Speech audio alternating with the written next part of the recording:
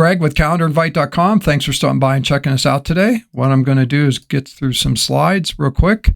And here's what we have going on. This is a calendar client right here.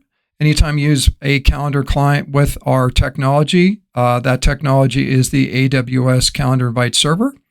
That stack allows you to use your calendar client, and essentially that becomes the CRUD engine for create, read, update, delete any data in the AWS Calendar Invite Server. So in this case here, we have a completely disposable tech stack whereby you can create any email address with the system admin functions of the Calendar Invite Server and set up a simple email service email address box.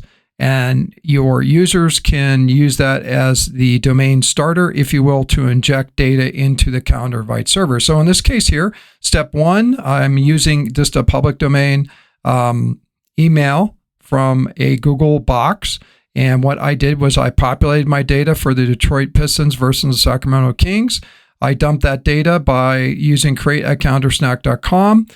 Step number two, the calendar inviting machine we built for Calendar Invite Server ingests that data using ETL, extract, transform, and load, loads the data in here, and then displays it in the event dashboard. So as I move through step two here, the calendar invite embeds, email templates, and direct calendar invites can be sent off the AWS Calendar Invite Server using our 9 APIs. And all that data here is stored, as I said in the previous slide, in S3 and DynamoDB. So step one, calendar client. Step two, we ingest it using the Calendar Invite Server. Step three, it's displayed here in our dashboards.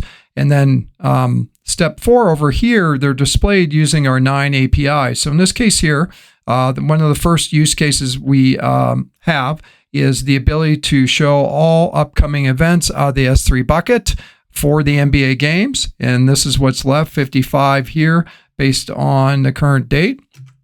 And under the current date being April 7th, we have 55 games left. This is a scroll of them. What I did here in step number 4 was I entered my calendar, I entered a email address here, and then I selected which ones I want sent to me. So I clicked the top 3 here buttons. That automates a calendar invite being sent to this email address, and they show up here on page 6. And then to wrap up, thanks for stopping by and check us out on GitHub or calendarinvite.com. Thanks.